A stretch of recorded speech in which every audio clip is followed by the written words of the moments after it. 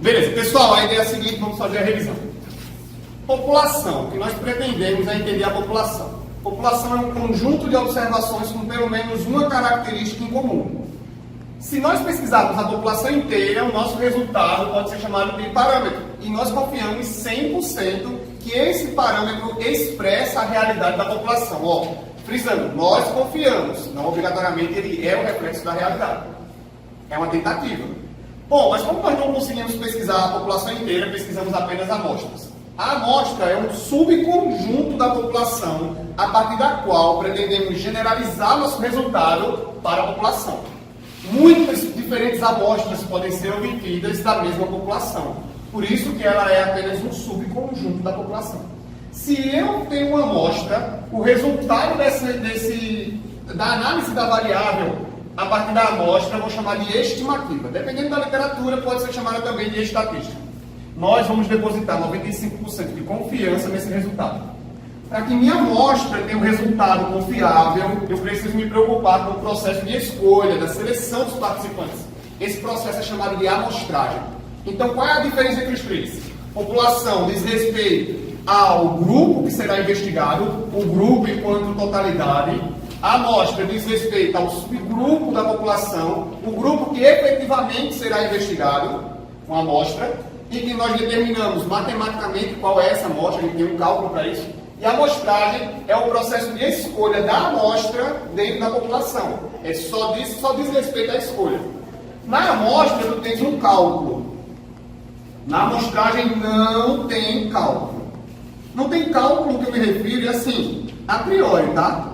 Porque você pode ter um cálculo para a estratificação da amostra, pode ter um cálculo para fazer o salto da amostragem estratificada. Estratificada não, sistemática. Quando falamos em amostragem, nós temos alguns tipos. Amostragem aleatória. Amostragem, aqui é a amostragem probabilística, no caso só tem aleatória. A semi-probabilística, que nós aprendemos apenas 3, que foi a sistemática, a estratificada e conglomerados. Estratificada a gente dividiu em duas, que tem a simples e a proporcional. E temos ainda a amostragem intencional. Na prática, quem seleciona são essas duas. Ou nós sorteamos, porque o sinônimo de amostragem aleatória é o sorteio, ou nós escolhemos. Escolhemos em função de um critério que você vai pré-estabelecer. Por exemplo, vou fazer uma pesquisa nas escolas de Juazeiro do Norte. Quero selecionar a escola que consegue ser mais representativa da diversidade de alunos da região. Então, eu escolho a escola mais central, por exemplo. Ou eu quero pesquisar o comportamento das gestantes acompanhadas pelo Serviço Público de Saúde de Juazeiro do Norte no que diz respeito ao pré-natal. Eu vou escolher, se eu quiser escolher, eu vou intencionalmente num posto de saúde representativo, aquele que atende mais gestantes, que acompanha o maior número de gestantes da região. Por exemplo, aleatório, eu tenho que fazer um sorteio. E qual é o pré-requisito básico para que o sorteio possa ser feito? A existência de uma lista. Tem que existir uma lista com todos os sujeitos que venham, a partir desta, serem selecionados para o estudo. Se não existe lista, não tem aleatório. Não tem aleatório. Beleza. Semiprobabilístico, ele não é um modelo de amostragem clássico que escolhe o participante. Ele adequa a situação para a escolha. O sistemático, ele vai estabelecer um salto, uma distância entre os sujeitos, permitindo que você tenha a seleção de participantes do começo até o final da lista, com um intervalo padrão entre eles. Num modelo estratificado, você sabe que existe alguma característica que a partir desta dá para separar a tua amostra para realizar a pesquisa, para que você não tenha uma quantidade muito acima ou muito abaixo, muito discrepante de uma característica que possa impactar nos resultados. A mais simples de pensar é o masculino e feminino. Quando você vai fazer uma pesquisa, por exemplo, no ambiente universitário, em que tu tem 70% de mulheres, 30% de homens.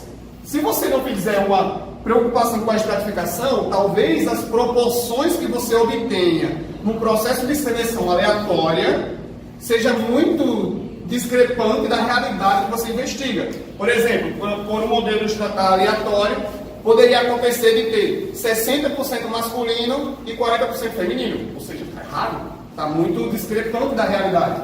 Se você for pelo modelo estratificado simples, você vai ver quantos subgrupos existem naquela característica e vai dividir de forma igual. Por exemplo, quero fazer a pesquisa aqui nos universitários, tem masculino e feminino. Eu não sei a diferença proporcional, mas eu quero comparar os dois grupos. Então, metade para um grupo, metade para o outro. Quero fazer uma pesquisa sobre comportamentos relacionados à prevenção do HPV em mulheres da Faculdade Leão Sampaio. Aí o que eu vou fazer? Temos 3 campos. Eu não sei a diferença proporcional de alunas nesses campos, mas eu preciso dos 3 campos. Se eu vou pesquisar 300 alunos, 300, 100, 100 e 100. 100 alunos em cada. Ó, estratificado simples. Eu dividi de forma igualitária. Agora, se eu sei a quantidade proporcional que cada um desses campos tem de mulheres em relação ao total, vamos supor, no campo de saúde nós temos 30% do total das mulheres que estudam aqui na faculdade. Então, da minha amostra, 30% serão selecionadas desse campus, porque eu conheço as proporções. Estratificada simples, não conheço a proporção. Estratificada proporcional, eu conheço a proporção. E aí nós vamos adequando quantos sujeitos vão ser selecionados a partir da tua amostra. O conglomerado, a característica principal é que nós não selecionamos um sujeito, selecionamos o grupo inteiro de sujeitos. Qual é a vantagem de selecionar o grupo inteiro? Logística. Vai ser mais rápido, mais fácil, mais prático. Ele não é um resultado, assim, vamos dizer, melhor, mais confiável. A gente compensa essa perda de confiança aumentando o tamanho da amostra. Se eu tinha que pesquisar 100 sujeitos, eu aumento para 150. Porque mesmo assim vai ser mais rápido, porque o modelo conglomerado, sorteando grupos inteiros, pesquisando todos estes, convidando de uma forma coletiva, é muito mais fácil. É mais fácil vocês aplicarem 100 questionários em 3 salas, convidando todo mundo de uma vez, do que 20 questionários nos corredores, selecionando um a um. Então, é muito mais prático o conglomerado, ok? O intencional, como eu falei, essencialmente é a escolha daquele de forma intencional. Eu quero pesquisar aqui. Tudo isso aqui que nós fazemos, nós estamos fazendo sempre em relação ao quê? A variáveis. Sempre em relação a variáveis. Que se dividem em 2 grandes tipos. As variáveis qualitativas e quantitativas. As qualitativas se dividem em 2 tipos. Nominais e ordinais. A quantitativa em 2 tipos. Discretas e contínuas. A variável nominal é aquela que só faz a distinção. Ela não tem uma ideia de hierarquia de quem é mais e quem é menos.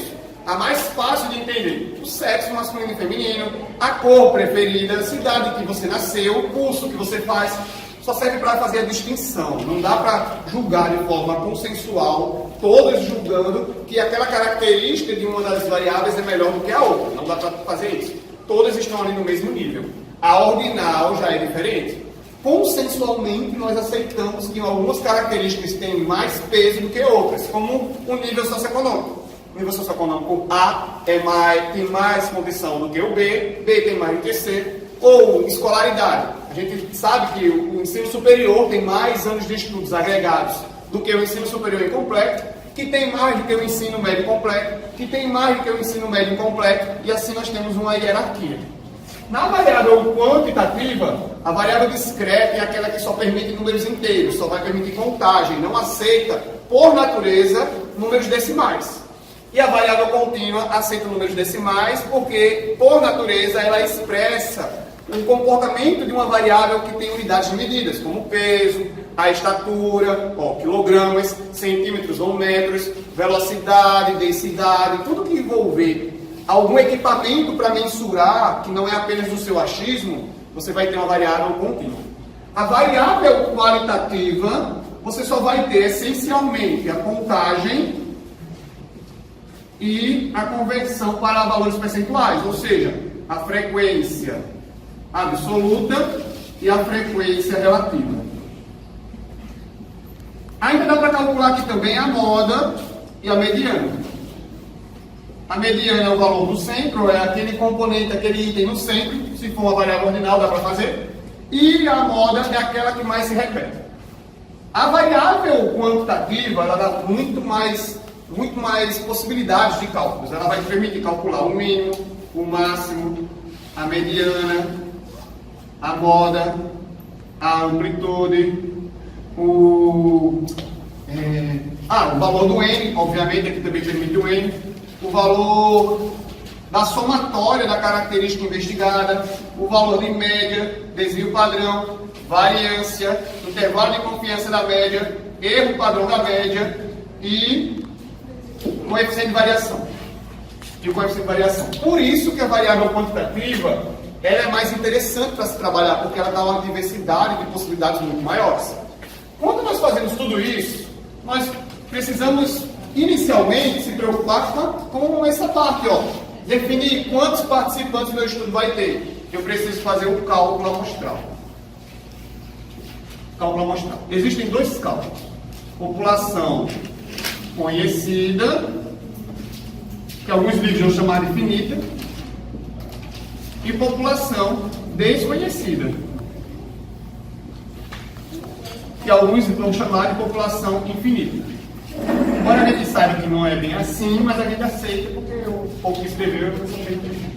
E aí o que acontece? Os principais itens que compõem essas fórmulas são tamanho da população,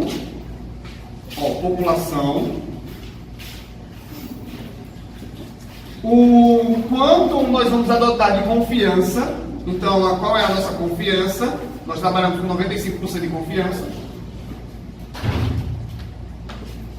Vamos ter o valor de um erro, e habitualmente trabalhamos com 5% de erro, e teremos também a prevalência. Beleza. A prevalência, quando você não tem referência, você trabalha com 50%. Beleza. O que acontece? Como nós trabalhamos com uma confiança de 95%, sempre que aparece esse 95%, nós já sabemos automaticamente que nós vamos usar o valor 1,96.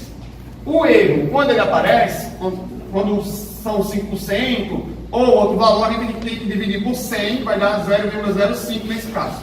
A prevalência, quando a gente usa 50%, a gente sabe que vai ficar 0,5. Agora, existem situações em que a prevalência não é indicada, não é sugerida. Existem 3 situações.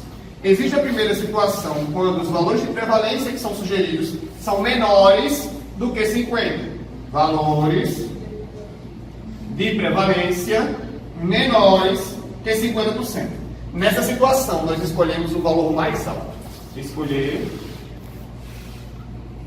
o mais elevado.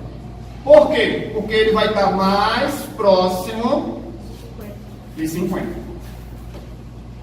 Beleza. A segunda situação é quando os valores sugeridos são maiores que 50. Valores maiores que 50%. Nesse caso, nós escolhemos o valor mais baixo. Escolher o valor mais baixo. O motivo é o mesmo, mais próximo de 50. Mais próximo de 50. E existe uma outra situação em que os valores, eles passam por 50. Quando os valores passam por 50, ou seja, vamos dar um exemplo, 38,7% e 64,8%. Então, se tu tem um valor que passou por 50, de 38 até 64, nós escolhemos 50%. Por que nós escolhemos 50%? Porque 50% vai superestimar o tamanho da amostra. E se for para errar no tamanho da amostra, é melhor errar para mais, não errar para menos. Beleza. A parte teórica inicial é essa, a gente vai parar o vídeo e vai fazer outro vídeo só com os cálculos.